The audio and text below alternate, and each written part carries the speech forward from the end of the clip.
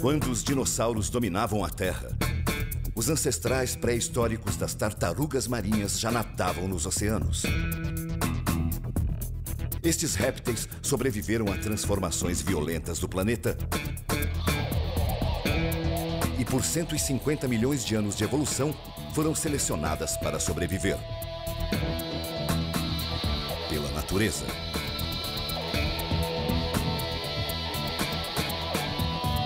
No último século, entretanto, foram quase aniquiladas numa guerra sangrenta e foram condenadas à extinção pelo homem. Agora, um grupo de improváveis guerreiros entrou nesta guerra. Guardiões que protegem a última linha de defesa contra a extinção das tartarugas marinhas brasileiras.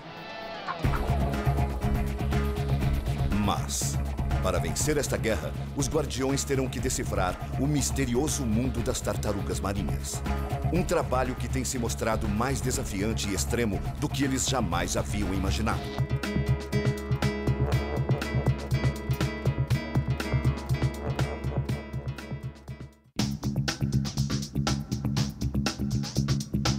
Praia do Forte, Bahia, costa nordeste brasileira. Aqui, todos os dias, as tartarugas marinhas travam batalhas contra o seu próprio desaparecimento. Alice Grossman é bióloga. Ela trabalha para salvar as tartarugas marinhas há 12 anos. Parece que está todo mundo bem aqui. Eu queria trabalhar com bicho. O seu trabalho pode não parecer extremo, mas o manuseio de ovos e de tartarugas marinhas recém-nascidas é visto como uma interferência no ciclo natural dos animais. Mas no caso das tartarugas marinhas brasileiras, não há muitas opções. As tartarugas marinhas, elas estão desaparecendo da Terra. E o meu trabalho é fazer com que isso não aconteça. Para a Alice, é uma questão de fazer tudo o que seja possível e necessário para salvar espécies de animais que aperfeiçoaram a arte de sobrevivência durante 150 milhões de anos. A vida começou nos oceanos. No caminho natural da evolução, muitas espécies passaram a viver em terra. No período Cretáceo Superior, algumas tartarugas iniciaram um retorno para a água. Suas patas evoluíram para longas nadadeiras capazes de impulsioná-las a altas velocidades.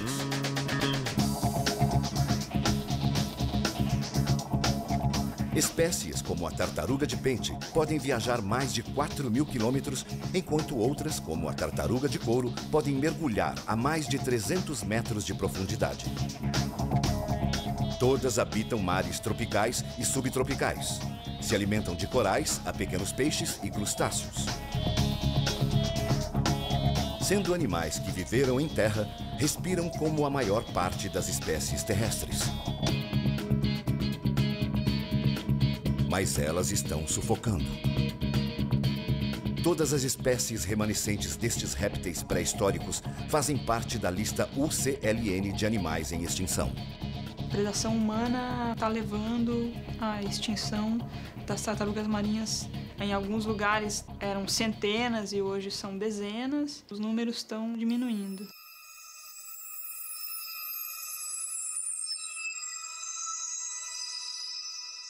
Atol das Rocas, Oceano Atlântico, 270 quilômetros da costa nordeste brasileira. Este refúgio selvagem foi transformado em Reserva Biológica Federal em 1979 e declarado Patrimônio Mundial em 2001. Um paraíso seguro para muitos tipos de criaturas marinhas. E um dos poucos lugares na Terra onde é possível observar o ciclo completo de tartarugas verdes, do nascimento à maturidade.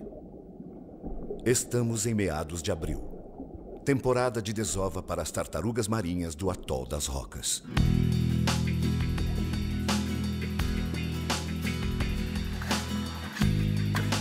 Sob a protetora escuridão da noite, as tartarugas verdes iniciam uma invasão lenta das praias. O objetivo é encontrar um lugar ideal para desovar.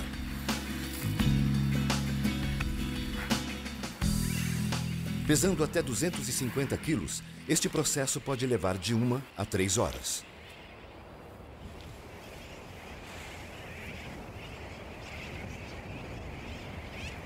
Como uma estratégia para evitar predadores, as tartarugas fêmeas irão cavar diversos ninhos nas próximas noites. Em cada um, irão depositar aproximadamente 130 ovos.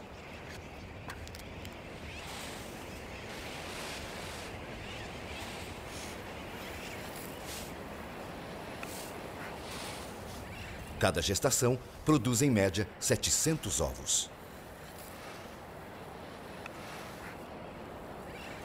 Quando o trabalho da fêmea termina, ela deixa os ovos à própria sorte.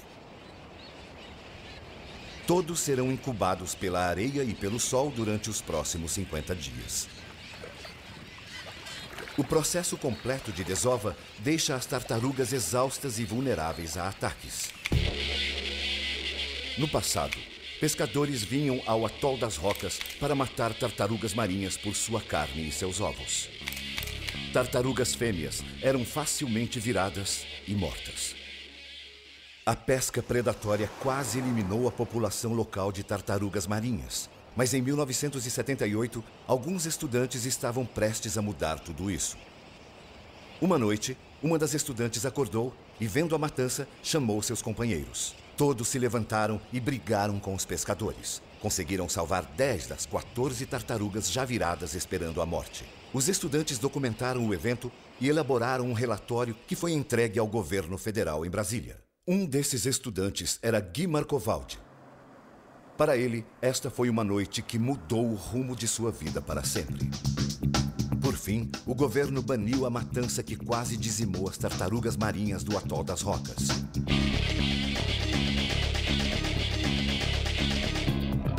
Mas o Brasil tem uma costa com mais de 7.000 quilômetros de extensão, centenas de praias isoladas, desenvolvimento litoral maciço e desordenado e uma volumosa e não supervisionada indústria pesqueira.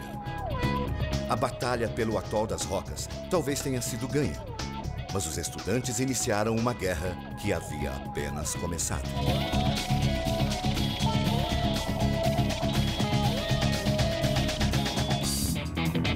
Com o futuro das tartarugas marinhas brasileiras na ponta da faca, um grupo de estudantes liderados por Guy Marcovaldi conseguiu acabar com a matança das espécies que habitam o Atol das Rocas. Entretanto, vencer um grupo de pescadores no meio do Atlântico foi uma coisa. Guy e seus aliados rapidamente aprenderam que precisariam tomar ações extremas para lutar contra um país inteiro. Há 30 anos, matar uma tartaruga marinha não era considerado um crime. Naquela época ainda não era proibida, não tinha nenhum tipo de legislação que protegesse as tartarugas marinhas.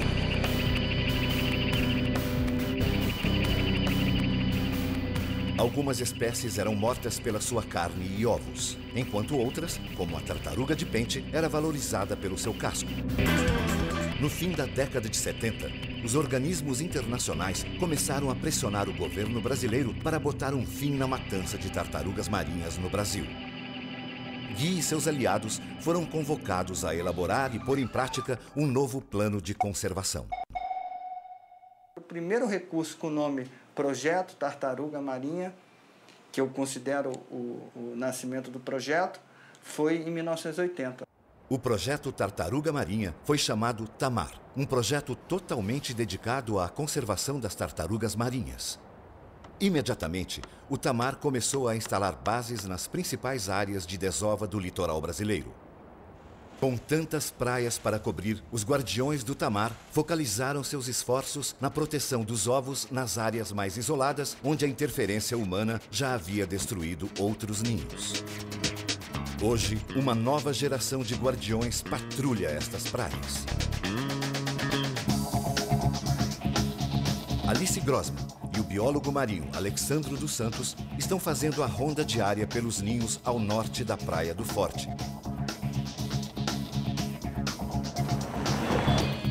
Existem apenas 7 espécies de tartarugas marinhas nos oceanos do planeta. 5 delas dependem das praias brasileiras para desovar. Há 30 anos, a coleta predatória de ovos e a matança de tartarugas fêmeas estavam empurrando a existência das espécies brasileiras pelo abismo. Quando o programa começou, a estratégia era deslocar cada ovo encontrado nas praias monitoradas para áreas protegidas. Hoje, graças às campanhas públicas de conscientização e às ações efetivas dos guardiões, 70% dos ninhos permanecem intocados por mãos humanas.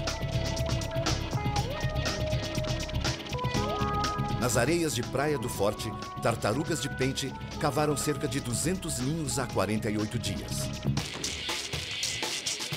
Para Alice, a vida que se inicia sob a areia é um testemunho do sucesso do seu trabalho.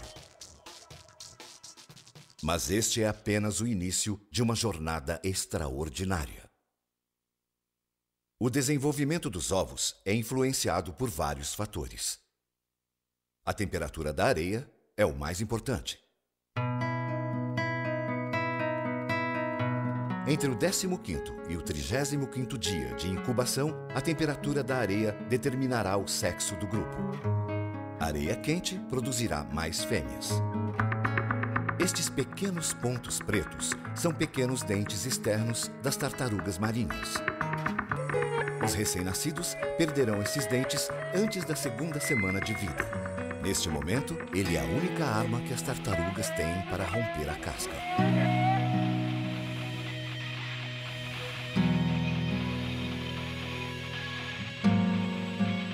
Quando a casca é rompida, fluidos amnióticos jorram para fora do ovo.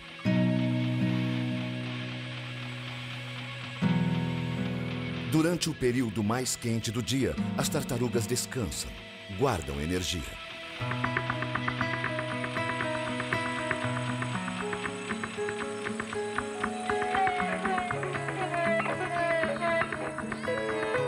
Enquanto o sol se põe e a temperatura da areia diminui, as tartarugas ficam agitadas.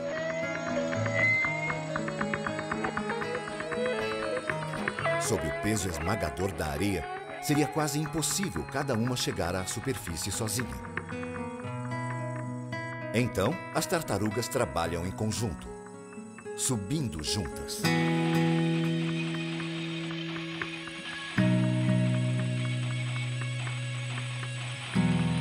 Nos próximos dias, os guardiões da Praia do Forte fiscalizarão os ninhos sistematicamente para assegurar a vida e informação sob a areia.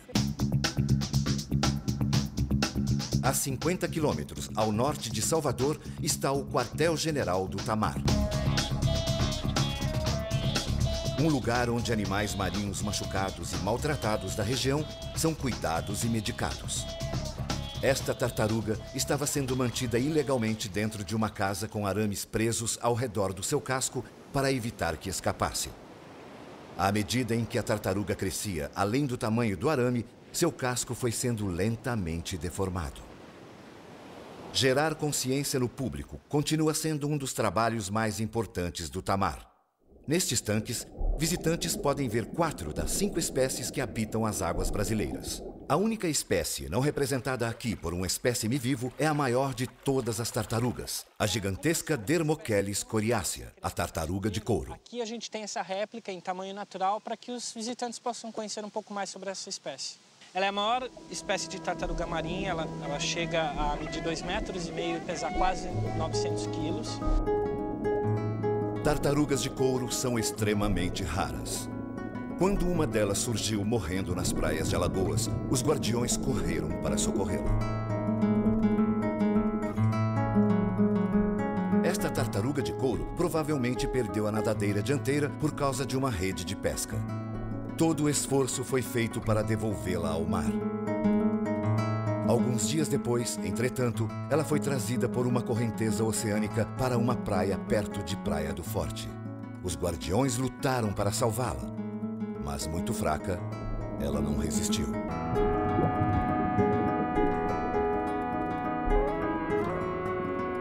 Para uma equipe acostumada a vencer em situações extremas, a perda de um animal tão importante ao ciclo de vida dos oceanos é um desalento devastador. Parte do sucesso do Tamar tem sido sua capacidade de conectar as pessoas com a luta das tartarugas marinhas para continuar existindo.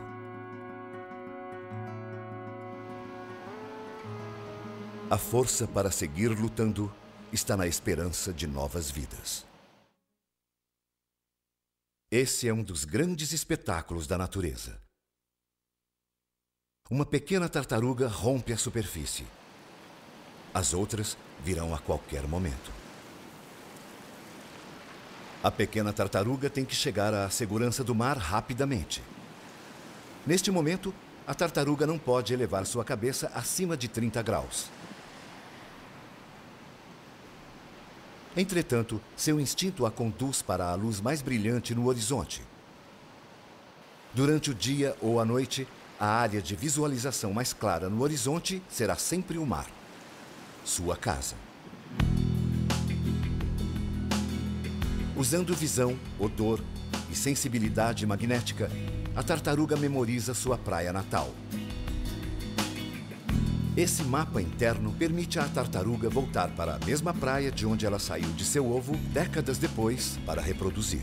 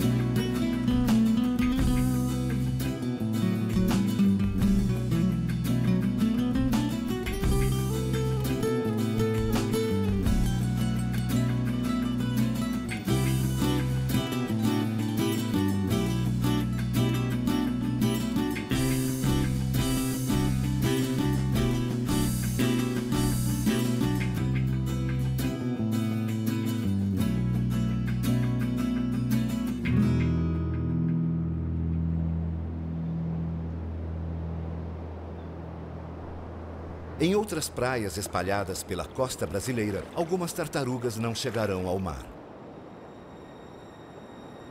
Sua primeira noite será a última.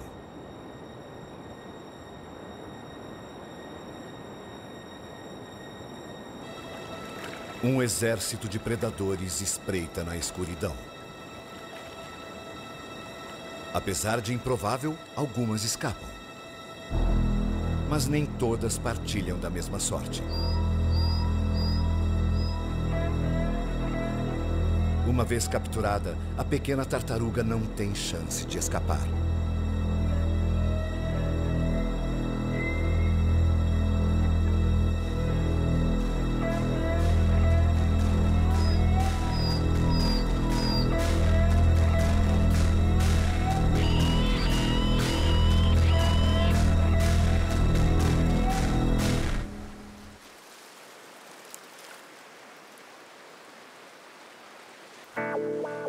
Nasce o sol. Centenas de tartarugas ainda não conseguiram chegar ao mar. Ficar presa na areia e exposta ao sol forte pode levar a uma morte dolorosa. A areia é montanhosa e o mar não facilita nada. Apenas uma em cada 1000 tartarugas marinhas chegará à idade adulta.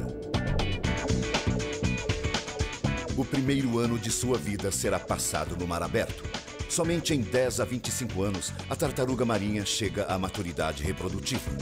Mas sobreviver às ameaças naturais é o menor dos problemas das tartarugas.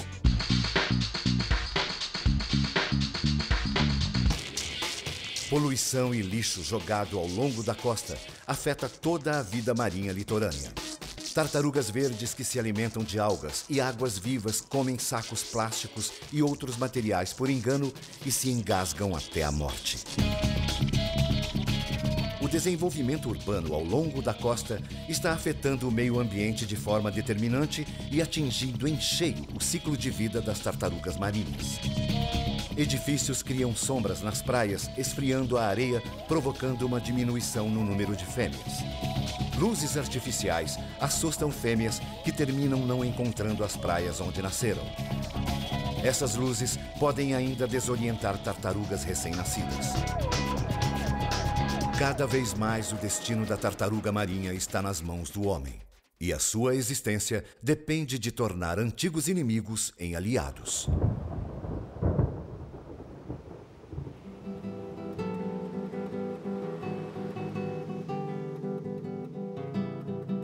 José Oliveira da Cruz nasceu e mora na Praia do Forte.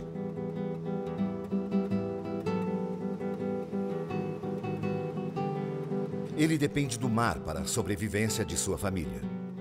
De primeira pegava mais peixe, hoje em dia a gente pega menos peixe. Agora, quando a gente bota a rede, quando eu boto 3 maios, aí acontece às vezes a gente pegar. Uma vez eu peguei 30 quilos de peixe, de uma vez só, de uma botada só, eu peguei 30 quilos. Pescando, pega 5, 6 quilos. José é um homem do mar.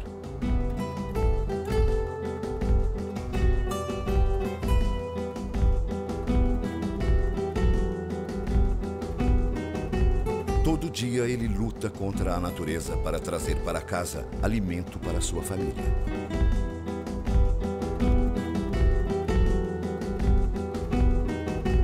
Ele é uma testemunha e vítima da diminuição da fauna marinha.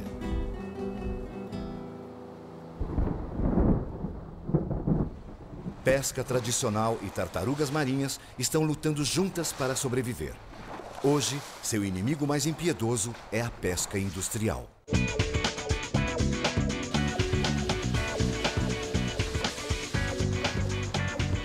A menor das tartarugas marinhas brasileiras é a tartaruga oliva. Ela se alimenta basicamente de camarões.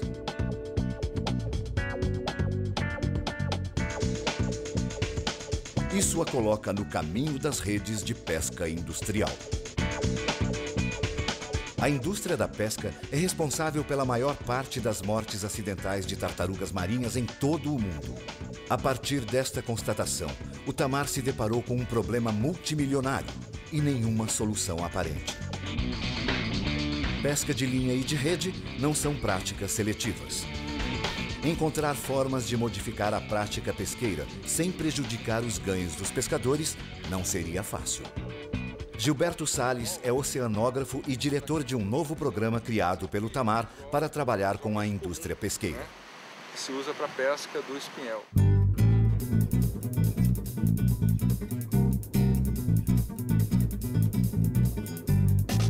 Se a tartaruga marinha morder a isca, certamente morrerá. Mas o pescador perderá também. Equipamento avariado e perda de tempo significa uma perda em seus ganhos. Esse anzol circular, por exemplo, ele é arqueado, é mais voltado para dentro, e a tartaruga, pela forma de embocadura dela, tem mais dificuldade em ser fisgada. Esta é uma solução simples que ajuda a tartaruga marinha e o pescador. Mas assegurar o futuro da tartaruga marinha está provando ser muito mais complicado. Os guardiões acreditam que a descoberta de seus segredos será a chave para a sua sobrevivência. E para revelar este mistério, os guardiões terão que ir aos extremos. Os guardiões das tartarugas marinhas reverteram a matança indiscriminada das espécies brasileiras. Asseguraram o desenvolvimento livre de interferência humana nos ninhos ao longo de toda a costa brasileira. E trouxeram a indústria de pesca para a causa das tartarugas marinhas. Mas a vitória final pode surgir da descoberta de seu código genético. O arquipélago de Fernando de Noronha é um paraíso no meio do Oceano Atlântico. Está localizado a 545 quilômetros da costa nordeste brasileira. São 21 ilhas que, na última década, se tornaram um popular destino turístico. Há 500 anos, os primeiros exploradores do Novo Mundo chegaram aqui. Desde então, essas ilhas foram disputadas por colonizadores portugueses e holandeses por causa de seu isolamento privilegiado. No início do século XX, uma prisão de segurança máxima foi construída para manter os criminosos mais perigosos do Brasil. Durante a Segunda Guerra Mundial, uma base militar americana foi instalada como um ponto de observação estratégico no monitoramento do Atlântico Sul. Os sinais da história de Fernando de Noronha estão por todo o lugar. Mas a maior aventura está na água.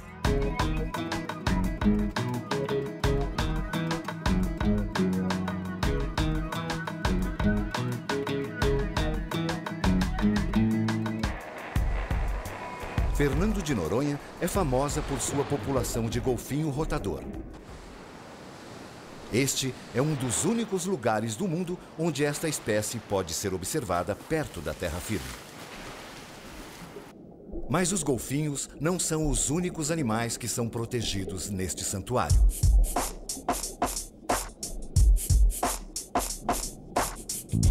Declarado Parque Marinho Nacional em 1988, suas águas são povoadas por animais fascinantes. Espécies ameaçadas em outras partes do mundo, como o mero, aqui podem nadar sem medo, lado a lado com o homem.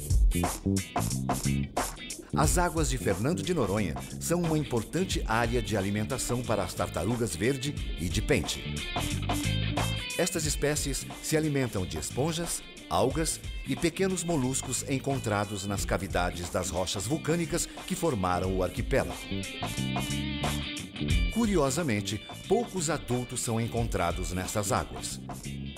Ao que parece, as tartarugas juvenis viajam longas distâncias de outros mares do planeta para crescerem e se desenvolverem em Fernando de Noronha.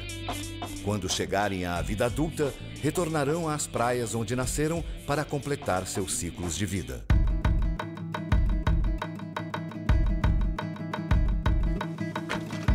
Gui e Alice vão embarcar numa missão especial. Os dados científicos que eles esperam coletar ajudarão a determinar semelhanças genéticas de espécies locais com outras de diferentes partes do mundo. Pronto aí já, galera?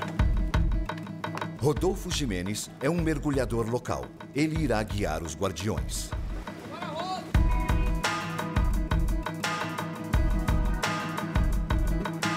Os mergulhadores discutem a estratégia da operação e decidem qual o melhor ponto para mergulhar. Beto, vamos seguir o rumo da biboca. Subitamente, surge um grupo de golfinhos. Segundo os cientistas, eles nadam na frente do barco para distrair intrusos. Enquanto o grupo principal, composto por fêmeas e filhotes, passam ao longe.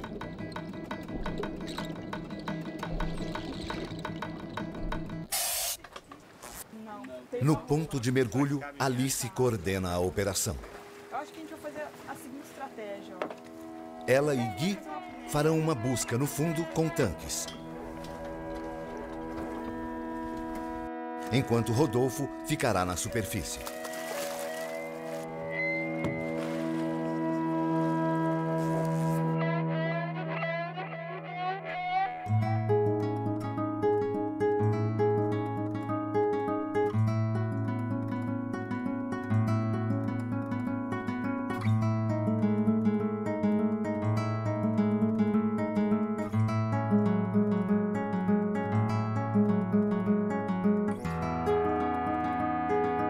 Depois de quase 1 hora de busca, nenhuma tartaruga foi encontrada. Lidar com um animal selvagem é assim, né? Eles não estão aqui, não estão domesticados, não estão sempre onde você imagina que eles estão. Então faz parte da dinâmica delas mesmo, né? Sair um pouquinho e voltar. Mas eu acho que o Rodolfo vem vindo com alguma lá, ó. Para capturar uma tartaruga marinha no mar aberto em apneia é fácil, quando você sabe o que fazer. Você se aproxima fora do ângulo de visão dela, descendo direto sobre o casco dela. Você tem que perseguir até cansar e ela encerrar o fôlego dela para que você consiga capturá-la. A bordo do barco de pesquisa, Alice realiza a operação de registro padrão. Esta marca funciona como uma identificação do indivíduo e possibilita a outros pesquisadores em outras partes do mundo identificá-la quando recapturada. Toda vez que eu mergulho e marco uma nova tartaruga, eu estou abrindo um espaço para uma grande descoberta. Na base Itamar de Fernando de Noronha, localizada na Praia do Sueste, Alice usa o banco de dados para cruzar informações dos espécimes encontrados. Com essa marca, a gente vai poder procurar em todo o nosso banco de dados, que já tem mais de 10 anos, qual foi a primeira captura dessa tartaruga e quantas capturas ela teve até o dia de hoje. E com isso a gente consegue entender se ela cresceu ou não, se ela está no mesmo lugar ou se ela mudou de lugar. Cláudio Bellini é oceanógrafo e coordenador da base Itamar de Fernando de Noronha. O Sol se desloca entre o Trópico de Capricórnio e o Trópico de Câncer. O período reprodutivo no hemisfério sul ocorre no nosso verão. E o período reprodutivo no hemisfério norte ocorre no verão do hemisfério norte, que é o inverno no hemisfério sul. Então as populações estão acompanhando esse caminho do Sol. Seria o Sol a estrela guia das tartarugas marinhas em suas migrações? O que nós sabemos é que elas necessitam do Sol para incubar seus ovos. Pesquisa científica é apenas um dos objetivos dos Guardiões de Fernando de Noronha. Estas ilhas recebem mais de 55 mil visitantes todo o ano. Este é o lugar ideal para dar uma perspectiva íntima das tartarugas marinhas aos turistas. Tartaruga é essa? Essa é a tartaruga de pente. A tartaruga, ela vive aqui em Fernando de Noronha, se alimentando nessas recifes. O que os olhos veem e as mãos tocam, o coração jamais esquece. Chega aqui em Fernando de Noronha, vive um período de vida, depois retorna lá para reproduzir. Então ela Visitantes que vêm a Fernando de Noronha voltam para casa com uma percepção diferente e mais profunda sobre a natureza selvagem. Talvez essas crianças se tornem os futuros guardiões das tartarugas marinhas. Mas o trabalho dos guardiões não é brincadeira de criança. E às vezes pode se tornar radical. Uma tartaruga grande foi vista nadando perto dos arrecifes. Para Alice, pode ser uma grande chance de encontrar e registrar uma tartaruga macho adulta, já que elas nunca veem a praia. Com a maré baixa, formam-se piscinas naturais. Estas piscinas são armadilhas para animais marinhos de grande porte, como as tartarugas marinhas macho.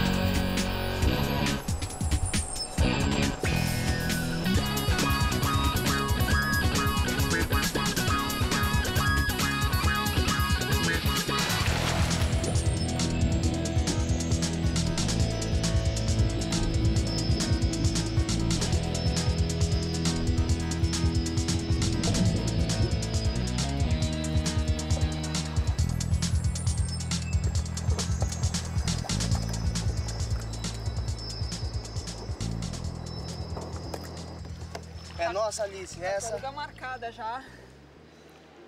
Tartaruga marcada no Brasil, já é conhecida nossa. E por essa série aqui, tem uns 2 anos.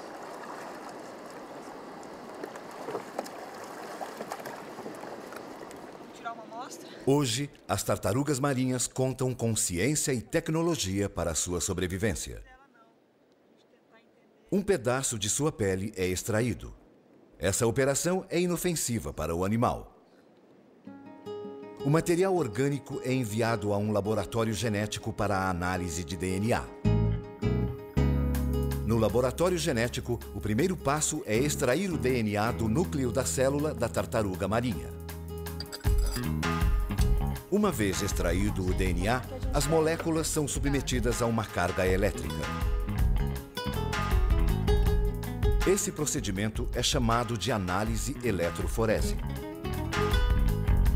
Doutora Camila Indiani, especialista em biologia genética. Nessa análise, as moléculas de DNA vão ser submetidas a uma corrente elétrica e, à medida que elas vão migrando nesse gel, que está corado com um corante especial, a gente consegue ver, então, o tamanho das moléculas de DNA que a gente obteve e, de certa maneira, se o DNA está degradado ou se ele está intacto. Depois que as moléculas de DNA migram no gel, fotografias computadorizadas são tiradas da amostra. Essas fotografias são analisadas para definir padrões genéticos. A análise comparativa do DNA de tartarugas marinhas tem revelado fatos impressionantes. Pesquisadores agora sabem que fêmeas podem cruzar com diversos machos. Eles têm sido capazes de identificar animais que se alimentam na Califórnia e se reproduzem no Japão. Mesmo aprendendo muito sobre tartarugas marinhas, suas rotas migratórias e sua distribuição populacional ainda são mistérios a serem desvendados. No passado, imaginava-se que este réptil pré-histórico navegava usando as estrelas e a lua como referência. Hoje, sabe-se que as tartarugas marinhas usam o odor, a audição e a visão para determinar a temperatura da água, direções e intensidade dos ventos e das ondas do mar. Recentes testes realizados em laboratório revelaram que as tartarugas marinhas têm a capacidade de sentir as linhas magnéticas da Terra. A partir das linhas magnéticas, as tartarugas criam coordenadas como latitude e longitude. As informações obtidas de tartarugas capturadas e registradas em diferentes pontos da costa brasileira é fundamental para entender e proteger suas rotas migratórias. E talvez não existam lugares mais importantes para descobrir a vida secreta das tartarugas marinhas do que nas ilhas oceânicas do Brasil. Como parte de um acordo com a Marinha do Brasil, pesquisadores viajam a locais distantes, como a Ilha de Trindade. Esta ilha é localizada a 1.200 quilômetros da costa brasileira. Os únicos habitantes deste isolado pedaço de terra são seus animais selvagens e 32 soldados brasileiros. Essas praias são a principal área de reprodução de tartarugas verdes no Atlântico Sul. Aqui, aproximadamente 2.000 ninhos são produzidos por temporada. Luciana de Oliveira é bióloga e coordenadora técnica da Base Tamar do Espírito Santo, Sudeste brasileiro. Ela e um grupo de fotógrafos estão esperando pela chegada de tartarugas fêmeas que virão à praia para desovar.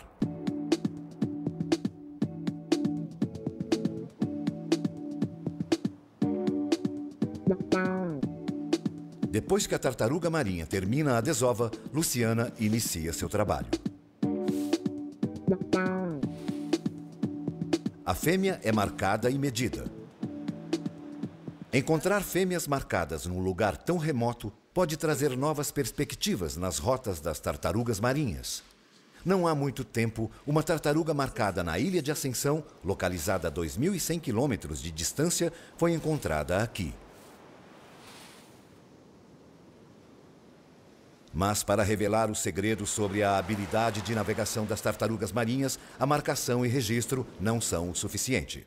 Em colaboração com o pesquisador norte-americano Jack Fraser, do Instituto Smithsoniano, o Tamar instalou transmissores de sinais via satélite em 8 tartarugas careta-careta.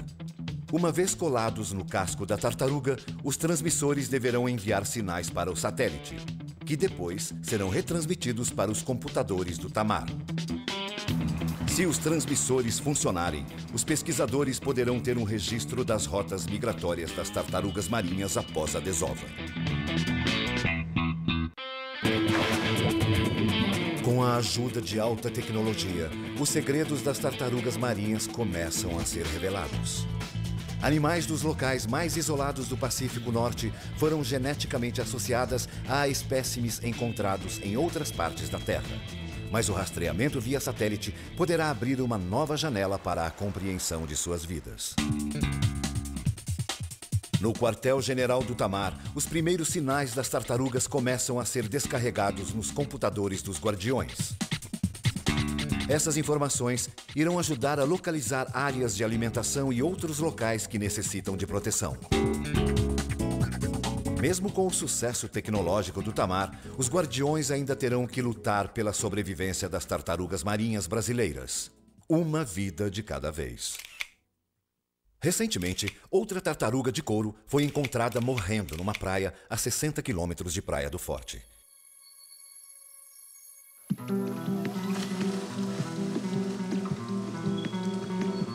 Inicialmente, o animal não reagia a nenhum tipo de estímulo.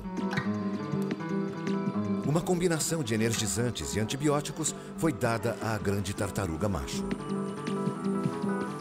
Esse é um animal que não se dá bem em cativeiro e precisa ser solto rapidamente.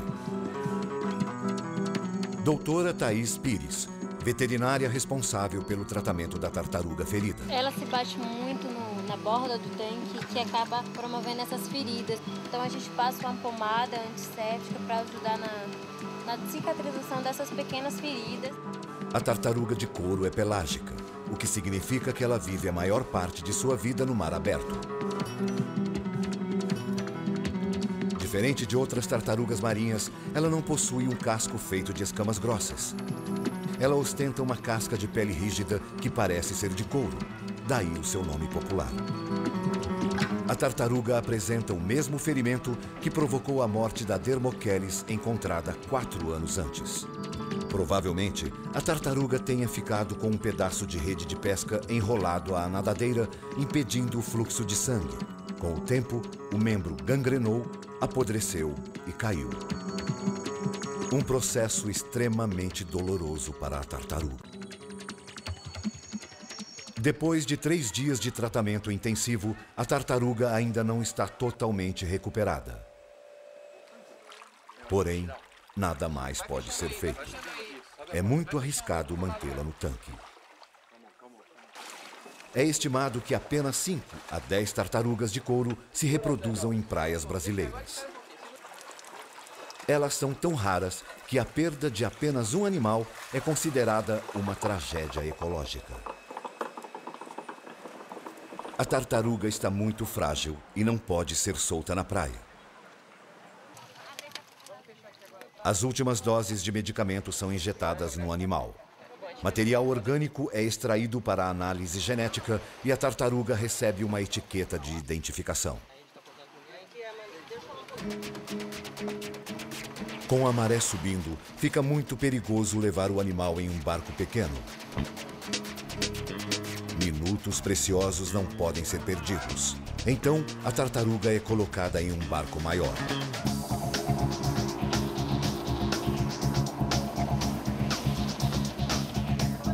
No ponto de soltura, é necessário um grupo grande de homens para colocar a tartaruga na água.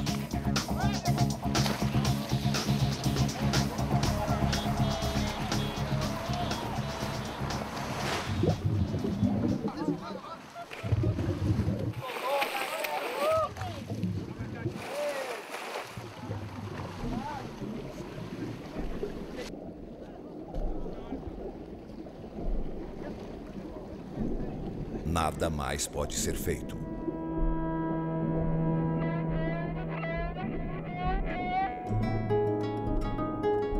A perda da nadadeira pode ser fatal e só resta esperar.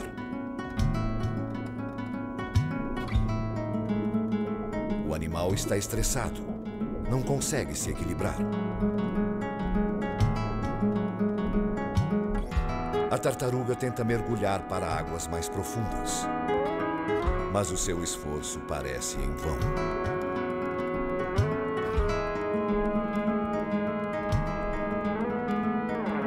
De repente, a tartaruga gigante consegue mergulhar para o azul.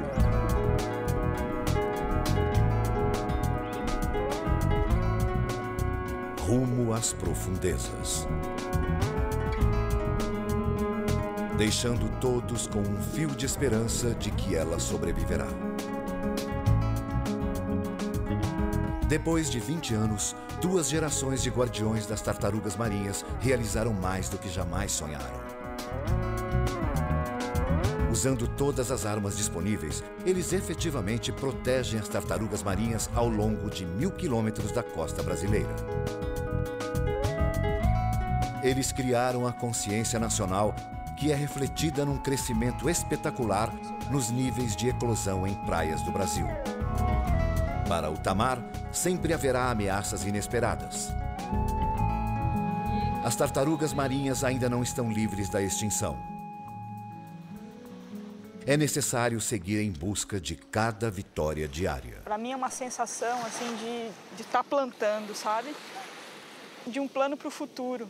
Com um pouco de sorte, o trabalho de Alice com as pequenas tartarugas irá trazer de volta muitas tartarugas adultas para estas praias, reciclando a vida do Oceano Atlântico e salvando as tartarugas marinhas do Brasil.